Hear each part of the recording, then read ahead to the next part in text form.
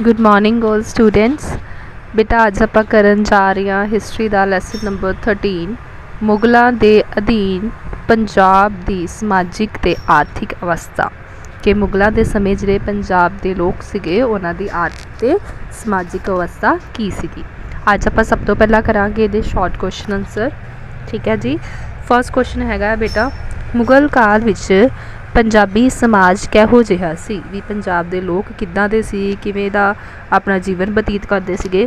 ਜਿਵੇਂ first point ਹੈ, ਸਮਾਜ ਮੁੱਖ ਰੂਪ ਵਿੱਚ ਦੋ ਵਰਗਾਂ ਮੁਸਲਮਾਨਾਂ ਅਤੇ ਹਿੰਦੂਆਂ ਵਿੱਚ ਵੰਡਿਆ ਹੋਇਆ ਸੀ। ਸਿੱਖਾਂ ਨੂੰ ਹਿੰਦੂ ਸਮਾਜ ਦਾ ਹੀ ਇੱਕ ਅੰਗ ਸਮਝਿਆ ਜਾਂਦਾ ਸੀ। ਸ਼ਾਸਕ ਵਰਗ ਨਾਲ ਸੰਬੰਧਿਤ ਹੋਣ ਦੇ ਕਾਰਨ ਸਮਾਜ ਵਿੱਚ ਮੁਸਲਮਾਨਾਂ ਦਾ ਦਰਜਾ ਹਿੰਦੂਆਂ ਨਾਲੋਂ ਉੱਚਾ ਸੀ। ਸ਼ਾਸਕ ਵਰਗ ਹੁੰਦਾ ਹੈ ਬੇਟਾ ਕਿ ਜਿਹਦਾ ਰਾਜਾ ਜਿਵੇਂ ਮੰਨ ਲਓ ਕਿ ਮੁਸਲਿਮ ਸ਼ਾਸਕ ਹੋਵੇ, ਠੀਕ ਆ, ਉਹ ਸ਼ਾਸਕ ਵਰਗ ਨਾਲ ਉਹ ਸਮਾਜ ਸੰਬੰਧਿਤ ਹੁੰਦਾ ਆ। ਬਟ ਜਿਵੇਂ ਅਗਰ ਹਿੰਦੂ ਰਾਜਾ ਤਾਂ ਹਿੰਦੂ ਇਹਨਾਂ ਦੀ ਜਗ੍ਹਾ 'ਤੇ ਮੁਸਲਮਾਨੀ ਦਾ ਜਗ੍ਹਾ 'ਤੇ ਹਿੰਦੂ ਹੋਣਾ ਸੀ ਕਿ ਹਿੰਦੂ ਜਿਹੜੇ ਲੋਕ ਨੇ ਉਹ ਸ਼ਾਸਕ ਵਰਗ ਨਾਲ ਸੰਬੰਧਿਤ ਨੇ। ਪਰ ਇੱਥੇ ਕੀ ਆ, ਮੁਗਲ ਕਾਲ ਆ, ਸੋ ਇਸ ਕਰਕੇ ਮੁਸਲਮਾਨ ਲੋਕ ਜਿਹੜੇ ਨੇ ਉਹਨਾਂ ਦਾ ਦਰਜਾ ਉੱਪਰ ਸੀ ਅਤੇ ਉਹ ਸ਼ਾਸਕ ਵਰਗ ਨਾਲ ਸੰਬੰਧਿਤ ਸੀ। ਅੱਗੇ ਹੈਗਾ ਸੈਕਿੰਡ ਪੁਆਇੰਟ, ਮੁਗਲ ਕਾਲ ਵਿੱਚ ਕੁਝ ਸਰਕਾਰੀ ਨੌਕਰੀਆਂ ਅਤੇ ਕੁਝ ਹਿੰਦੂ ਵੀ ਨਿਯੁਕਤ ਕੀਤੇ ਜਾਣ ਲੱਗਿਆ। ਸਰਹੰਦ ਦੇ ਨਿਵਾਸੀ ਰਾਜਾ ਟੋਡਰਮਲ ਨੂੰ ਅਕਬਰ ਨੇ ਆਪਣਾ ਦੀਵਾਨ-ਏ-ਆਲਾ ਨਿਯੁਕਤ ਕੀਤਾ। ਕਿ ਜਿਸ ਸਮੇਂ ਅਕਬਰ ਮੁਗਲ ਕਾਲ ਦੇ ਵਿੱਚ ਜਿਹੜਾ ਅਕਬਰ ਸ਼ਾਸਕ ਹੋਏ ਨੇ ਉਹ ਸਭ ਤੋਂ ਵੱਧ ਪੋਲਾਈਟ ਹੋਏ ਨੇ। ਉਹਨਾਂ ਨੇ ਹਿੰਦੂ ਲੋਕਾਂ ਨੂੰ ਉੱਚ ਪਦਵੀ ਦੇ ਉੱਤੇ ਜਿਹੜਾ ਨਿਯੁਕਤ ਕੀਤਾ। ਉਹਦੇ ਵਿੱਚੋਂ ਰਾਜਾ ਟੋਡਰਮਲ ਇੱਕ ਸੀਗੇ ਜਿਹਨੂੰ ਦੀਵਾਨ-ਏ-ਆਲਾ ਨਿਯੁਕਤ ਕੀਤਾ ਗਿਆ। ਅੱਗੇ ਹੈਗਾ, ਅਕਬਰ ਨੇ ਹਿੰਦੂਆਂ 'ਤੇ ਜਜ਼ੀਆ ਅਤੇ ਤੀਰਥ ਯਾਤਰਾ ਟੈਕਸ ਮਾਫ ਕਰ ਦਿੱਤੇ ਗਏ ਸਨ, ਪਰ ਔਰੰਗਜ਼ੇਬ ਦੇ ਸਮੇਂ ਇਹ ਟੈਕਸ ਦੁਬਾਰਾ ਵਸੂਲ ਕੀਤੇ ਜਾਣ ਲੱਗੇ। ਹੁਣ ਕੀ ਆ ਕਿ ਜਿਹੜੇ ਹਿੰਦੂਆਂ ਨੂੰ ਤੀਰਥ ਯਾਤਰਾ ਟੈਕਸ ਦਿੱਤੇ ਜਾਂਦੇ ਸੀਗੇ, ਠੀਕ ਆ, ਕਿ ਜਿਹੜੇ ਟੈਕਸ ਉਹਨਾਂ ਨੂੰ ਆਪਣੇ ਇੱਕ ਜਗ੍ਹਾ ਤੋਂ ਦੂਜੀ ਜਗ੍ਹਾ ਜਾਣ ਲਈ ਉਹ ਕੀ ਸੀਗਾ, ਅਕਬਰ ਦੇ ਸਮੇਂ ਇਹ ਸਾਰੇ ਟੈਕਸ ਜਿਹੜੇ ਨੇ ਮੁਆਫ ਕਰ ਦਿੱਤੇ ਗਏ ਸੀਗੇ। ਬਟ ਜਦੋਂ ਔਰੰਗਜ਼ੇਬ ਦੁਬਾਰਾ ਸ਼ਾਸਕ ਬਣਿਆ ਤਾਂ ਉਹਨੇ ਕੀ ਆ, ਇਹ ਟੈਕਸ ਦੁਬਾਰਾ ਤੋਂ ਜਿਹੜੇ ਨੇ ਉਹ ਲਾਗੂ ਕਰ ਦਿੱਤੇ। ਉਸ ਤੋਂ ਬਾਅਦ ਹੈਗਾ ਜੀ ਸੈਕਿੰਡ ਕੁਐਸਚਨ ਕਿ ਮੁਗਲ ਕਾਲ ਵਿੱਚ ਪੰਜਾਬ ਦਾ ਮੁਸਲਿਮ ਸਮਾਜ ਕਿੰਨੇ ਵਰਗਾਂ ਵਿੱਚ ਵੰਡਿਆ ਹੋਇਆ ਸੀ। ਹੁਣ ਦੇਖੋ, ਜਿਵੇਂ ਆਪਾਂ ਹਿੰਦੂ ਸਮਾਜ ਨੂੰ ਪੜ੍ਹਦੇ ਹਾਂ ਕਿ ਉਹ 'ਚ 4 ਜਾਤਾਂ ਨੇ, ਬ੍ਰਾਹਮਣ, ਖੱਤਰੀ, ਵੈਸ਼, ਸ਼ੂਦਰ। ਇੱਦਾਂ ਕੀ ਆ ਜਿਹੜਾ ਮੁਸਲਿਮ ਸਮਾਜ ਆ ਉਹਦੇ ਵਿੱਚ 3 ਵਰਗ ਨੇ। ਕਿ ਮੁਸਲਿਮ ਸਮਾਜ 3 ਵਰਗਾਂ ਵਿੱਚ ਵੰਡਿਆ ਹੋਇਆ ਹੈ। ਪਹਿਲਾ ਵਰਗ ਹੈਗਾ ਆ ਉੱਚ ਵਰਗ। ਇਸ ਵਰਗ ਵਿੱਚ ਉੱਚ ਸ਼੍ਰੇਣੀ ਦੇ ਮਨਸਬਦਾਰ, ਦੀਵਾਨ, ਸੂਬੇਦਾਰ, ਜਗੀਰਦਾਰ, ਫੌਜਦਾਰ, ਸੈਯਦ, ਸ਼ੇਖ ਆਦਿ ਆਉਂਦੇ ਸਨ, ਜੋ ਧਨੀ ਹੋਣ ਦੇ ਕਾਰਨ ਐਸ਼ੋ ਆਰਾਮ ਦਾ ਜੀਵਨ ਬਤੀਤ ਕਰਦੇ ਸਨ। ਮਤਲਬ ਕੀ ਆ ਕਿ ਉੱਚ ਸ਼੍ਰੇਣੀ ਦੇ ਲੋਕ ਜਿਹੜੇ ਸੀਗੇ ਧਨੀ ਸੀ, ਪੈਸੇ ਵਾਲੇ ਸੀਗੇ, ਠੀਕ ਆ, ਰਾਜੇ ਦੇ ਆਸ-ਪਾਸ ਰਹਿਣ ਵਾਲੇ ਲੋਕ ਸੀਗੇ, ਇਹਨਾਂ ਕੋਲ ਪੈਸਾ ਵੀ ਬਹੁਤ ਸੀਗਾ ਔਰ ਇਹ ਕੀ ਆ, ਐਸ਼ੋ ਆਰਾਮ ਵਾਲਾ ਜੀਵਨ ਬਤੀਤ ਕਰਦੇ ਸੀਗੇ। ਅੱਗੇ ਹੈਗਾ ਸੈਕਿੰਡ ਪੁਆਇੰਟ, ਮੱਧ ਵਰਗ। ਇਸ ਵਰਗ ਵਿੱਚ ਵਪਾਰੀ, ਕਿਸਾਨ, ਸੈਨਿਕ ਅਤੇ ਛੋਟੇ ਦਰਜੇ ਦੇ ਸਰਕਾਰੀ ਕਰਮਚਾਰੀ ਹੁੰਦੇ ਸਨ। ਵੀ ਉਹ ਲੋਕ ਜਿਨ੍ਹਾਂ ਦਾ ਜੀਵਨ ਨਾ ਤਾਂ ਜ਼ਿਆਦਾ ਐਸ਼ ਪ੍ਰਸਤੀ ਵਾਲਾ ਸੀਗਾ ਅਤੇ ਨਾ ਹੀ ਇਹ ਜ਼ਿਆਦਾ ਧਨੀ ਸੀਗੇ, ਪਰ ਸਰਕਾਰੀ ਕਰਮਚਾਰੀਆਂ 'ਚ ਜ਼ਰੂਰ ਆਉਂਦੇ ਸੀ। ਇਹਨਾਂ ਦਾ ਜੀਵਨ ਪੱਧਰ ਮੱਧ ਸ਼੍ਰੇਣੀ ਦੇ ਅਕੋਰਡਿੰਗ ਬਿਲਕੁਲ ਠੀਕ ਸੀਗਾ। ਅੱਗੇ ਹੈਗਾ ਹੈ ਨੀਵਾਂ ਵਰਗ। ਇਸ ਵਰਗ ਵਿੱਚ ਜੁਲਾਹੇ, ਸੁਨਾਰ, ਲੁਹਾਰ, ਤੇਲੀ, ਤਰਖਾਣ, ਮੋਚੀ, ਕਸਾਈ ਅਤੇ ਛੋਟੇ ਦੁਕਾਨਦਾਰ, ਮਜ਼ਦੂਰ ਅਤੇ ਦਾਸ ਆਦਿ ਸ਼ਾਮਿਲ ਸਨ। ਇਸ ਵਰਗ ਦੇ ਲੋਕ ਨੀਵੇਂ ਪੱਧਰ ਦਾ ਜੀਵਨ ਬਤੀਤ ਕਰਦੇ ਸਨ। ਮਤਲਬ ਇੱਦਾਂ ਦੇ ਲੋਕ ਆ ਜਾਂਦੇ ਨੇ, ਇੱਦਾਂ ਦੇ ਹੁਣ ਸ਼੍ਰੇਣੀ ਆ ਜਾਂਦੀ ਆ ਜਿਹੜੀ ਕੀ ਆ ਕਿ ਜਿਨ੍ਹਾਂ ਨੂੰ ਕਾਫੀ ਨੀਵਾਂ ਦਰਜਾ ਦਿੱਤਾ ਜਾਂਦਾ ਸੀ। ਦਾਸ ਹੋ ਗਏ, ਦਾਸੀਆਂ ਹੋ ਗਏ, ਠੀਕ ਆ ਜੀ, ਇੱਦਾਂ ਦੇ ਲੋਕ ਇਹਦੇ ਵਿੱਚ ਸ਼ਾਮਿਲ ਸੀਗੇ। ਹੁਣ ਅੱਗੇ ਆ ਜਾਂਦਾ ਕੁਐਸਚਨ ਨੰਬਰ 3 ਕਿ ਮੁਗਲ ਕਾਲ ਵਿੱਚ ਪੰਜਾਬ ਦੇ ਮੁਸਲਿਮ ਸਮਾਜ ਦੇ ਉੱਚ ਸ਼੍ਰੇਣੀ ਵਿੱਚ ਕਿਹੜੇ ਲੋਕ ਆਉਂਦੇ ਸੀ। ਹੁਣ ਜਿਹੜਾ ਆਪਾਂ ਪਿਛਲੇ ਕੁਐਸਚਨ ਦੇ ਵਿੱਚ ਮੁਸਲਮਾਨਾਂ ਦੇ 3 ਵਰਗ ਪੜ੍ਹ ਕੇ ਆਏ ਆ, ਉਹਦੇ ਵਿੱਚੋਂ ਹੁਣ ਸਿਰਫ ਆਪਾਂ ਕੀ ਆ, ਉੱਚ ਵਰਗ ਬਾਰੇ ਜਾਣਕਾਰੀ ਦੇਣੀ ਹੈ ਕਿ ਉੱਚ ਵਰਗ ਕਿਵੇਂ ਦਾ ਸੀ ਪਰ ਕੀ ਕੀ ਹੁੰਦਾ ਸੀ ਇਹਦੇ ਵਿੱਚ। ਦੇਖੋ, ਇਸ ਵਰਗ ਵਿੱਚ ਉੱਚ ਸ਼੍ਰੇਣੀ ਦੇ ਮਨਸਬਦਾਰ, ਦੀਵਾਨ, ਸੂਬੇਦਾਰ, ਜਗੀਰਦਾਰ, ਫੌਜਦਾਰ, ਸੈਯਦ, ਸ਼ੇਖ ਆਦਿ ਆਉਂਦੇ ਸਨ, ਜੋ ਧਨੀ ਹੋਣ ਦੇ ਕਾਰਨ ਐਸ਼ੋ ਆਰਾਮ ਦਾ ਜੀਵਨ ਬਤੀਤ ਕਰਦੇ ਸਨ। ਉਹ ਸੁੰਦਰ ਅਤੇ ਕੀਮਤੀ ਕੱਪੜੇ ਪਾਉਂਦੇ ਅਤੇ ਸੁੰਦਰ ਮਹਿਲਾਂ ਵਿੱਚ ਰਹਿੰਦੇ ਸਨ। ਦਾਵਤਾਂ ਅਤੇ ਜਸ਼ਨ ਦਾ ਪ੍ਰਬੰਧ ਕਰਨਾ, ਸ਼ਰਾਬ ਪੀਣਾ, ਸੁੰਦਰ ਇਸਤਰੀਆਂ ਦਾ ਮੁਜਰਾ ਹੁੰਦਾ ਕਿ ਨਾਚ ਗਾਣਾ ਕਰਵਾਉਣਾ, ਜੂਆ ਅਤੇ ਸ਼ਿਕਾਰ ਖੇਡਣਾ ਆਦਿ ਉਹਨਾਂ ਦੇ ਸ਼ੌਂਕ ਸਨ। ਉਹਨਾਂ ਦੇ ਹਰਮ ਵਿੱਚ ਕਈ ਇਸਤਰੀਆਂ ਹੁੰਦੀਆਂ ਸਨ। ਹੁਣ ਕੀ ਆ ਕਿ ਉੱਚ ਵਰਗ ਦੇ ਜਿਹੜੇ ਲੋਕ ਸੀਗੇ ਉਹ ਪਹਿਲਾਂ ਤਾਂ ਕਿਹੜੇ ਲੋਕ ਸੀਗੇ, ਮਨਸਬਦਾਰ, ਦੀਵਾਨ, ਸੂਬੇਦਾਰ, ਜਗੀਰਦਾਰ, ਫੌਜਦਾਰ, ਸੈਯਦ, ਸ਼ੇਖ, ਠੀਕ ਆ ਜੀ, ਇਹ ਸੀਗੇ ਉੱਚ ਵਰਗ ਦੇ ਲੋਕ। ਹੁਣ ਦੂਸਰਾ ਕੀ ਆ ਕਿ ਇਹ ਲੋਕ ਕੀ ਸੀਗੇ, ਧਨੀ ਸੀ, ਪੈਸੇ ਵਾਲੇ ਸੀਗੇ। ਤੀਸਰਾ ਗੱਲ ਕੀ ਸੀਗੀ ਕਿ ਪੈਸੇ ਵਾਲੇ ਹੋਣ ਦੇ ਕਰਕੇ ਇਹ ਜ਼ਿਆਦਾਤਰ ਜੀਵਨ ਆਪਣਾ ਐਸ਼ੋ ਆਰਾਮ ਵਾਲਾ ਬਤੀਤ ਕਰਦੇ ਸੀਗੇ, ਠੀਕ ਆ। ਇਹ ਸੁੰਦਰ ਇਸਤਰੀਆਂ, ਠੀਕ ਆ, ਦਾ ਨਾਚ ਦੇਖਦੇ ਸੀਗੇ, ਮਹਿਲਾਂ ਵਿੱਚ ਰਹਿੰਦੇ ਸੀ, ਦਾਵਤਾਂ ਤੇ ਜਸ਼ਨ ਮਨਾਉਂਦੇ ਸੀਗੇ। ਇਹਨਾਂ ਦਾ ਜੀਵਨ ਪੂਰਾ ਐਸ਼ੋ ਆਰਾਮ ਵਾਲਾ ਸੀਗਾ। ਅੱਗੇ ਆ ਜਾਂਦਾ ਹੈ ਜੀ ਕੁਐਸਚਨ ਨੰਬਰ 4, ਮੁਗਲ ਕਾਲ ਵਿੱਚ ਪੰਜਾਬ ਦੇ ਹਿੰਦੂ ਸਮਾਜ ਦੀਆਂ 4 ਜਾਤੀਆਂ ਦਾ ਨਾਂ ਦੱਸੋ। ਵੀ ਹਿੰਦੂ ਸਮਾਜ ਕਿਵੇਂ ਦਾ ਸੀ, ਕਿਵੇਂ ਦਾ ਜੀਵਨ ਬਤੀਤ ਕਰਦਾ ਸੀ, ਉਹਦੇ ਬਾਰੇ ਜਾਣਕਾਰੀ ਆ। ਸਮਾਜ ਵਿੱਚ ਹਿੰਦੂਆਂ ਦੀ ਗਿਣਤੀ ਮੁਸਲਮਾਨਾਂ ਨਾਲੋਂ ਜ਼ਿਆਦਾ ਸੀ, ਪਰੰਤੂ ਸ਼ਾਸਤ ਵਰਗ ਨਾਲ ਸੰਬੰਧਿਤ ਹੋਣ ਦੇ ਕਾਰਨ ਉਹਨਾਂ ਦੀ ਹਾਲਤ ਚੰਗੀ ਨਹੀਂ ਸੀ।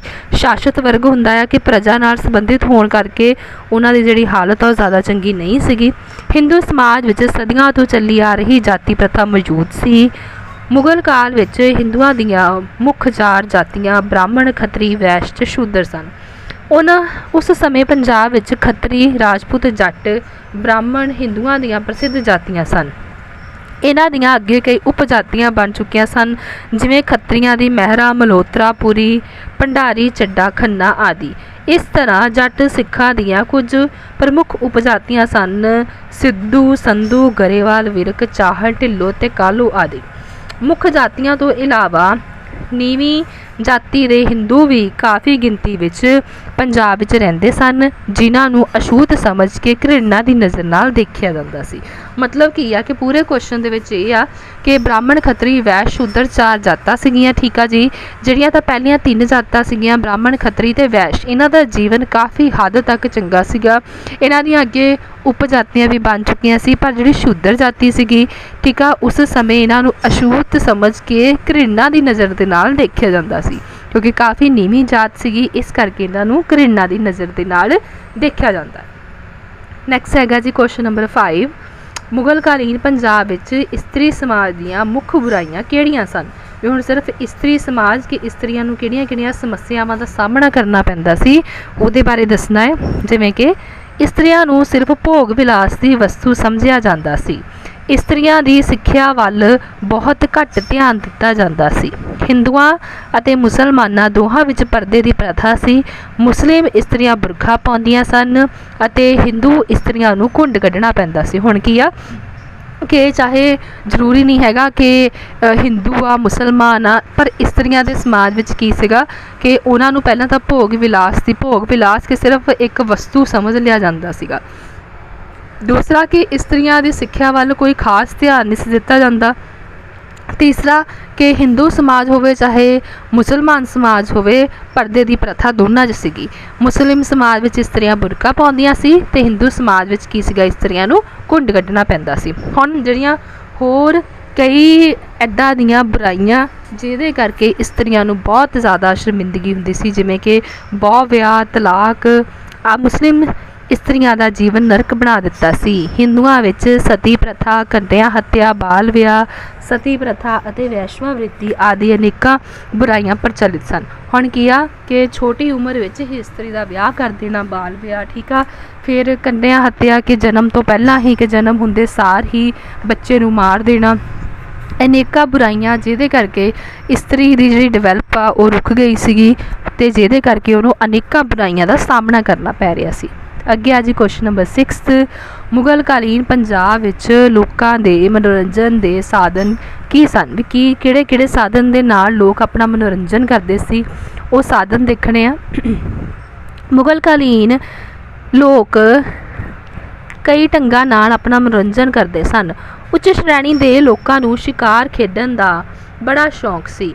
ਪਸ਼ੂਆਂ ਦੀ ਲੜਾਈ, ਘੋੜ ਦੌੜ, ਕਬੂਤਰਬਾਜੀ, ਜੂਆ ਖੇਡਣਾ, ਚੁਗਾਨ ਖੇਡਣਾ, ਸ਼ਤਰੰਜ ਖੇਡਣਾ, ਸ਼ਰਾਬ ਪੀਣਾ, ਇਸਤਰੀਆਂ ਦੇ ਨਾਚ ਦੇਖਣਾ ਆਦਿ ਉਹਨਾਂ ਦੇ ਮਨੋਰੰਜਨ ਦੇ ਮੁੱਖ ਸਾਧਨ ਸਨ। ਮਤਲਬ ਕੀ ਆ कि ये सारिया चीज़ां चाहे घोड़ दौड़ आ, कबूतरबाजी आ, जुआ खेडना आ, चुगान आ, शतरंज आ, इदां दीयां खेडां जिहड़े लोग अपना मनोरंजन करते सन। अगे की आ सधारण ते गरीब लोग। हुण जिहड़ियां आपां पहलां खेडां पढ़ियां ने ये की सीगा कि उच्च वर्ग के लोग ज़्यादा पैसा खर्च करते सी ते वो ये करते सी। हुण की आ सधारण ते गरीब लोग की करते सीगे, चौपड़, ताश खेडना, पतंग उड़ाना, ठीक है, कुश्तियाँ, दंगल आदि जादूगर ते मदारियां दे तमाशे देख के अपना मन परचाउंदे सन। संगीत, चित्रकारी, नाच, भंगड़े, नाटक ते मुशायरे आदि मनोरंजन के होर मुख साधन सन। मतलब की आ कि हर एक दा, चाहे वह गरीब आ चाहे अमीर आ, हर एक दा मनोरंजन करन दा साधन जिहड़ा आ हर एक दा अपना अपना तरीका आ। गरीब लोग कित्थे पतंग उड़ा के, ताश खेड के, जादूगर ते मदारियां दे तमाशे देख के ऐदां दे मनोरंजन के साधन अपनाउंदे सी, जद कि जिहड़े अमीर लोग सीगे वो की करदे सी, जुआ खेड के, इस्त्रियां दा नाच देख के, घोड़ दौड़ देख के, कबूतरबाजी करके इदां दे शौक जिहड़े सी वो अमीर लोग रखदे सी। अगे हैगा जी क्वेश्चन नंबर 7, मुगलकालीन पंजाब विच सिक्ख्या दा की प्रबंध सी। हुण कि सिक्ख्या किवें सी, की प्रबंध सी, उहदे बारे जानकारी आ। मुगलकालीन पंजाब विच सिक्ख्या लई सरकार वल्लों कोई प्रबंध नहीं सी, फिर भी मुगल बादशाह सिक्ख्या के प्रसार लई चंदे के रूप में बहुत सारा पैसा खर्च करते सन। बाकी सूबियां की तरह पंजाब विच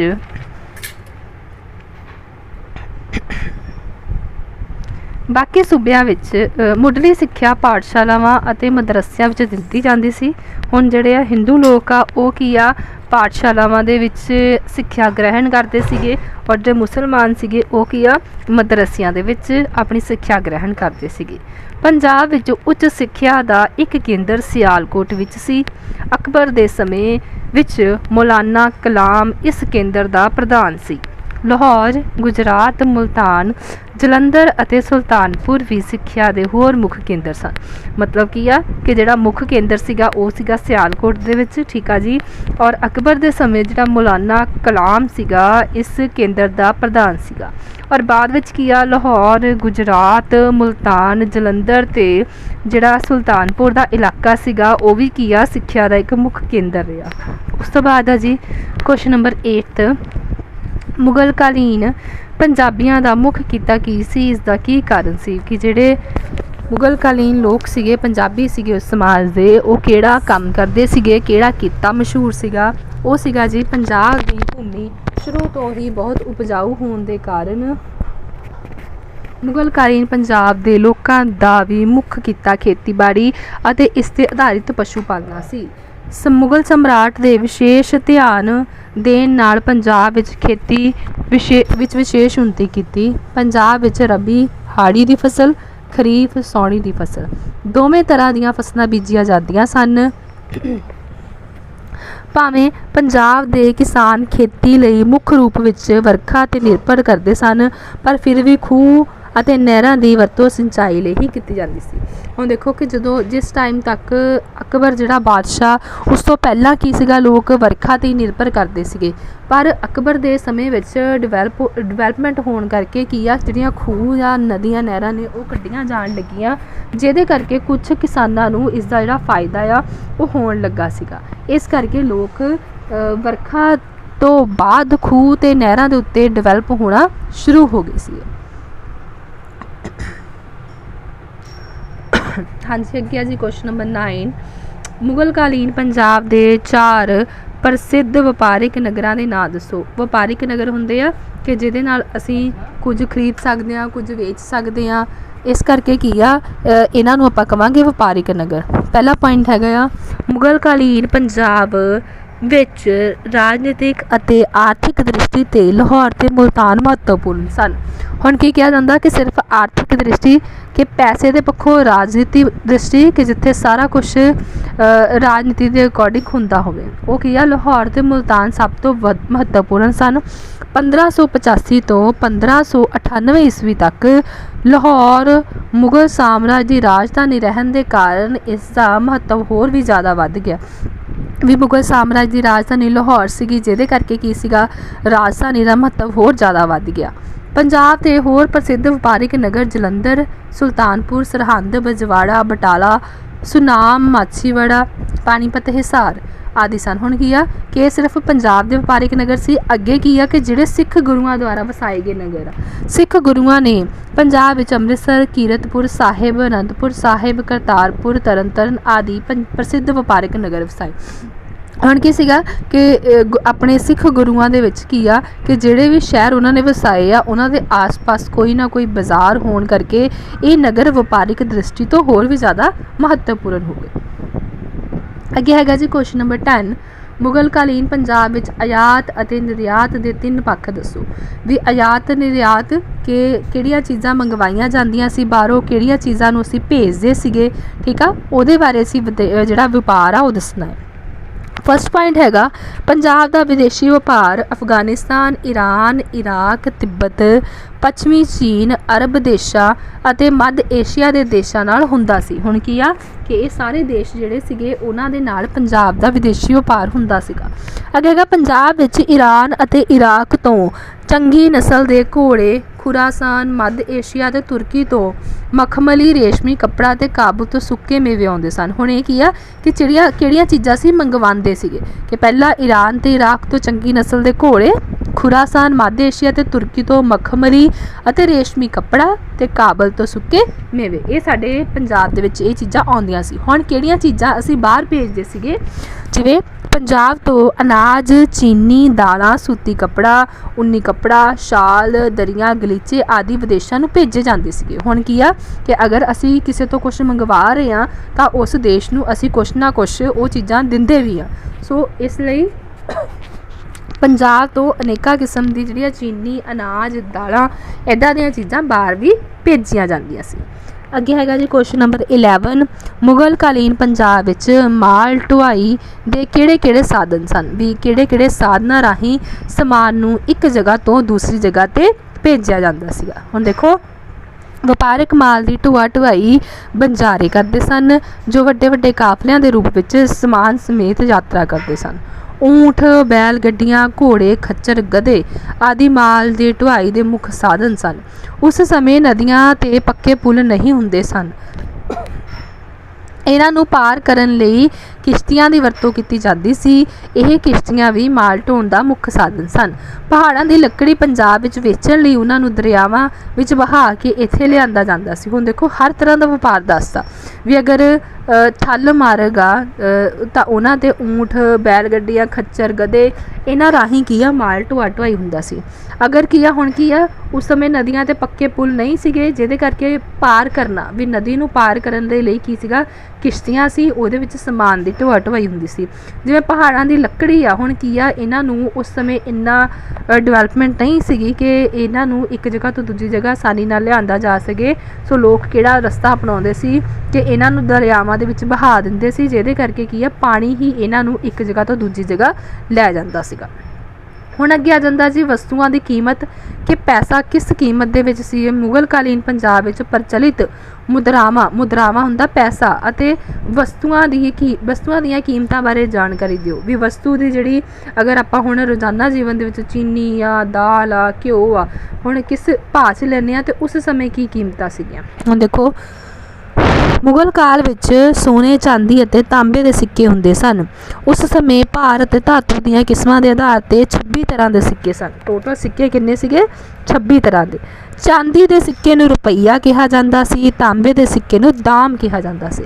ये बहुत बारी 1 मार्क्स पुछ लिया जांदा है कि चांदी के सिक्के नूं की बोलिया जांदा सी, तांबे के सिक्के नूं की कहा जांदा सी। 1 रुपया 40 दाम के बराबर हुंदा सी जो बाद विच 30 दाम के बराबर रह गया। वस्तुआं की खरीद फरोख्त लई आम तौर पर दाम की ही वरतों की जाती सी। हुण देखो तो दाम क्या गया, दाम किहड़ा सिक्का आ? तांबे के सिक्का। हुण की आ कि आम वरतों विच की आ जे वस्तु कोई खरीदनी आ जां वेचनी आ तां दाम का सिक्का वरतों की जाती सी उहदी। अबुल फजल ने आईने अकबरी विच वस्तुआं की मुख्य सूची अंकित की है। हुण जिहड़ी आपां डेली वेयर दे विच खाण पीण दीयां चीज़ां यूज़ करदे हां उन्हां दी कीमत की दसी आ अबुल फजल ने आईने अकबरी विच कि इस दे अनुसार उस समय कणक की कीमत 12 दाम प्रति मण, छोले 16 दाम प्रति मण, घिओ 105 दाम प्रति मण, दुध 25 दाम प्रति मण, चीनी की कीमत 6 दाम प्रति मण। प्रति मण जिवें आपां किलो कह दिंदे आ हुण आधुनिक समय दे विच, तां उस समय जिहड़ी आ इह कीमत उहदी सीगी। हाँ जी बेटा, इत्थे तुहाडे सारे शॉर्ट क्वेश्चनस खत्म होंदे आ। होप कि तुहानूं इस लैसन दे रिगार्डिंग जो भी प्रॉब्लम है सॉल्व हो चुकी होएगी। इस लैसन नूं देख के ज़रूर समझण दी कोशिश करो।